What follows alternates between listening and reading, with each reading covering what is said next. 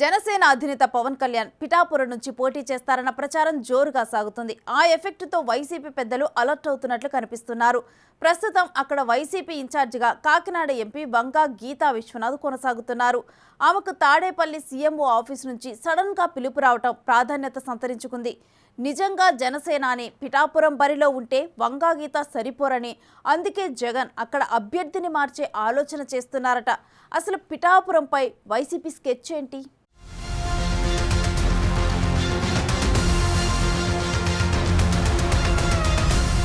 జనసేన అధినేత పవన్ కళ్యాణ్ కాకినాడ జిల్లా పిఠాపురం నుండి పోటీ చేస్తారన్న ప్రచారంతో వైసీపీ అలర్ట్ అవుతుందట. నిజంగా పవన్ కళ్యాణ్ పిఠాపురం బరిలోకి దిగితే ఆయనకు చెక్ పెట్టడానికి వైసీపీ పెద్ద స్కెచ్చే గీస్తోందట. వైసీపీ నేతలు ఇప్పటికే జనసేనపై వ్యతిరేకతతో ఉన్న కాపు నేత ముద్రగడ పద్మనాభంతో పాటు అక్కడ టీడీపీ మాజీ ఎమ్మెల్యే ఎస్వీఎస్ఎన్ వర్మతో టచ్లోకి వెళ్లారట. పవన్ పిఠాపురం నుంచి పోటీ చేస్తే టీడీపీలో బలమైన అభ్యర్థిగా ఉన్న వర్మ సీటు గల్లంతవుతుంది. అందుకే ఆయన్ని తమ వైపు తిప్పుకోవటానికి జిల్లాకు చెందిన వైసీపీ కీలక నేతలు రంగంలోకి దిగారట. అయితే తనది ఖచ్చితంగా గెలిచే సీటని, చంద్రబాబు పవన్లు తనను వదులుకోరని, తనకి అవకాశమిస్తారనే నమ్మకంతో కనిపిస్తున్నారు వర్మ. తనకు టచ్లోకి వచ్చిన వైసీపీ నేతలతో అదే చెప్పారట. 2009 ఎన్నికల్లో పీఆర్పీ ఉన్నప్పుడు వర్మ, వంగా గీత, ముద్రగడలు 3 పార్టీల నుంచి పోటీ చేశారు. అప్పట్లో పీఆర్పీ అభ్యర్థినిగా వంగా గీత గెలిచారు. ఇప్పుడా ముగ్గురిని ఒకే పార్టీలోకి లాగి పవన్ కళ్యాణ్కి చెక్ పెట్టాలని చూస్తుందట.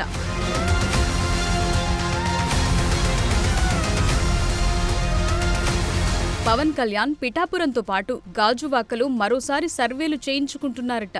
ఆ సమాచారం తెలిసి ముద్రగడ పద్మనాభంతో పాటు ఆయన కొడుకు గిరి, ఎస్వీఎస్ఎన్ వర్మల పేర్లు వైసీపీ అధ్యక్షుడు జగన్ పరిశీలనలో ఉన్నాయంటున్నారు.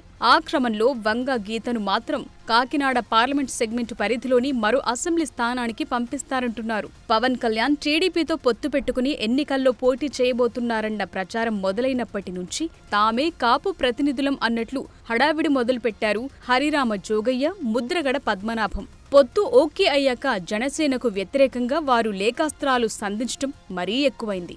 వారి బిల్డప్ చూస్తూ ఆ ఇద్దరూ వైసీపీ కోవర్ట్ ఆపరేషన్లో భాగమయ్యారన్న అభిప్రాయం కాపు సామాజిక వర్గంలోనే వ్యక్తమైంది. టీడీపీతో జనసేన పొత్తు కుదిరినా సరే సీట్ల పంపకాలు, ఇతర అంశాల్లో లొల్లిపెట్టి సమన్వయంతో ముందుకెళ్లకుండా చేయటానికి జోగయ్య లేఖలతో పడిన తాపత్రయం అంతా ఇంతా కాదు.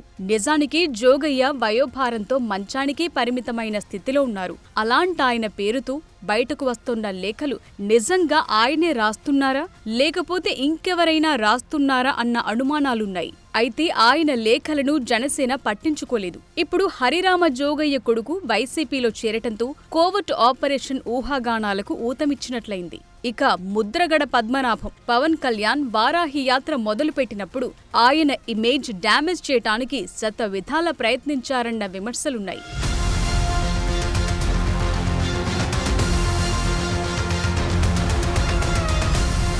పవన్ పై అసభ్య పదజాలంతో విరుచుకుపడిన కాకినాడ సిటీ ఎమ్మెల్యే ద్వారంపూడికి బహిరంగంగానే మద్దతిచ్చిన ముద్రగడ జనసేనానికి సవాళ్లు విసిరారు. ఆ క్రమంలో ఆయన వైసీపీ డైరెక్షన్లోనే నడుస్తున్నారన్న అభిప్రాయం వ్యక్తమైంది.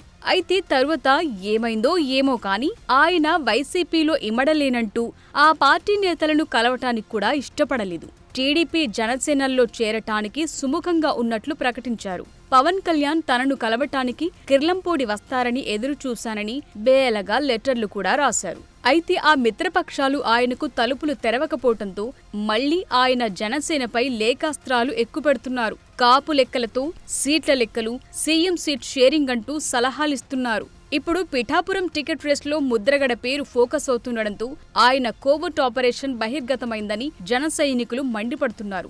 ముద్రగడ వ్యూహాత్మకంగానే వైసీపీకి దూరం జరిగినట్లు నటించారని, పవన్ పార్టీలో చేరి ఆయన్ని డీఫేమ్ చేయటానికి చూశారని, అది సాధ్యపడకపోవటంతో పిఠాపురం నుంచి వైసీపీ అభ్యర్థిగా పోటీకి సిద్ధమయ్యారని జనసేన నేతలు విమర్శిస్తున్నారు. ముద్రగడ వైఖరి ముందే పసిగట్టిన పవన్ కళ్యాణ్ ఆయన్ని దగ్గరకు రానియలేదని చెప్తున్నారు. మొత్తం మీద జనసేన అధ్యక్షుడు పిఠాపురం ఎన్నికల బరిలో దిగితే అక్కడ వైసీపీ రాజకీయం పూర్తిగా మారిపోయే పరిస్థితి కనిపిస్తోంది. ఇప్పటికే ఇన్ఛార్జిగా ప్రకటించిన వంగా గీత ఏ స్థానానికి షిఫ్ట్ అవుతారో కానీ ముద్రగడ పద్మనాభానికి మళ్లీ ప్లాట్ఫామ్ దొరికే పరిస్థితి కనిపిస్తోంది.